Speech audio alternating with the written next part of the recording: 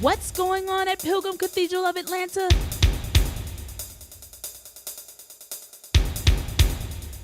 Why, I'm glad you asked. Some of us aren't sports fans, but we're fans of certain celebrities. We have a Hollywood star or leading woman or leading man who we're really into. We watch all the celebrity news shows. We watch E! We watch Access, we watch TMZ. We love People's Magazine and Us because we're huge fans of someone's acting or perhaps someone's music ability. Perhaps we may know fans or even be fans ourselves of Whitney Houston. Some of us may have known all of Whitney's songs and all of the lyrics. You know who Whitney dated and the year she married Bobby Brown. You know little Bobby Christina's birthday, and you know that Whitney is related to Dionne Warwick, and her godmother is Aretha Franklin. You know every movie Whitney has been in and who her handsome co-stars were. You can even repeat your favorite lines from the movie word for word, and every now and then you try to hit that high note, and I will always love you, without much success. You're a fan. You know everything there is to know. But here's the clincher. You don't know Whitney Houston. And what's even a bigger clincher, she doesn't know you. Now, I'm saying this because people tend to think that because they follow information and getting knowledge about someone, that means they know that person. Because I think Jesus has a lot of fans these days. Fans who cheer for him when things are going well, but who walk away when it's a difficult season. Fans who sit safely in the stands cheering, but they know nothing of the sacrifice or the pain of the field. Fans of Jesus who know all about him, but they don't know him. And worse yet, Jesus says he's going to look at a lot of them and say, not only have you never known me, I don't know you. Now this is some scary stuff, because in the example, for instance, of the Whitney fan, you can be the president of the Decatur chapter of the Whitney Houston fan club.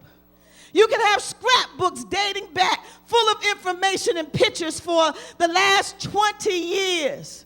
You could know every known fact about Whitney. But if you walked up to her while she was alive, smile and say, "Whitney, it's me," she gonna say, "Security." Security. And you would be like, "But Whitney, I'm your #1 fan. I've read everything. I know everything about you." You start saying, "My name is not Susan. You know, I know all your songs, Whitney. I know all the words. I've even sent you a birthday card from the fan club every year." And she's going to look at you and say, "I'm sorry. I don't know you."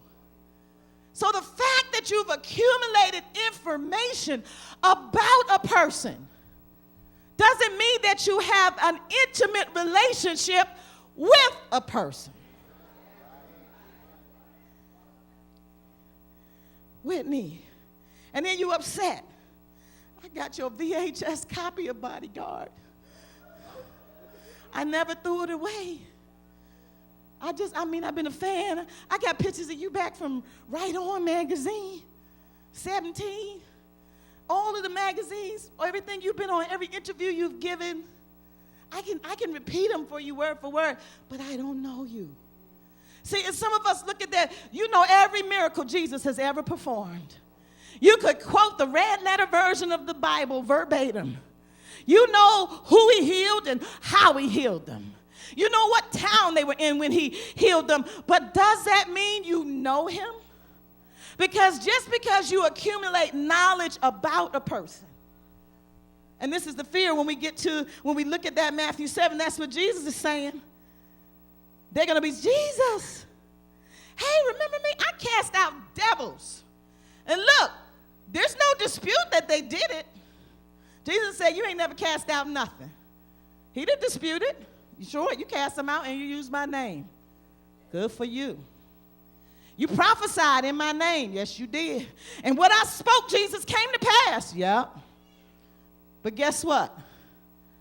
I never knew you. You were getting all the information about me, but you never sought a relationship with me. And it wasn't like I didn't give you opportunity, because I told you I'm standing outside the door of your heart and I'm knocking. And if you would just open up, I'll come in and sup with you. I will come in and sit down with you, and you will get to know me and not just have a bunch of head knowledge about me. We think because someone is the object of our affection, that means they know us or we know them. And so we have to be careful as the church. We're not becoming just like another sports arena where our sanctuaries have become stadiums instead of being places where we offer art and praise and pure worship, where we come to be equipped to share the gospel with others and have our lives speak the changes that have taken place. We find that we have a giant pep rally for Jesus. Jesus, Jesus, he's the best. Give me a G. Give me a G. Give me an O. Give me a D. Who do we love? Pep rally. And we walk out of the stadium, sanctuary, and live our lives like whatever we feel like, with no submission or surrender to the one we were busy cheering about. Look at somebody and say, fans. Jesus doesn't want fans. He wants followers. So now we come to the time when we have to define the relationship. You know that point in a relationship where somebody wants to know, just where do you see this relationship going? See, some of us, that's our problem even in our relationship with God. You like Christ. You like church. You like what it stands for. You even like the thought of a clean, holy life, of maybe one day finding a clean, holy wife or holy husband, but you want to keep your options open. And until you define the relationship, if you think that a regular man don't want to have you being one of many, then just imagine how Christ feels. And God has made it known, I'm a jealous lover. I don't play that. When I want you, I want your whole heart.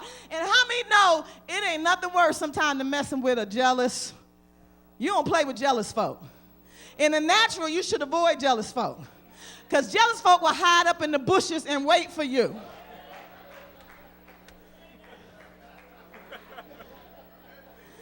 Jealous folk will call you and tell you what you got on right now. Put the fear of God in you.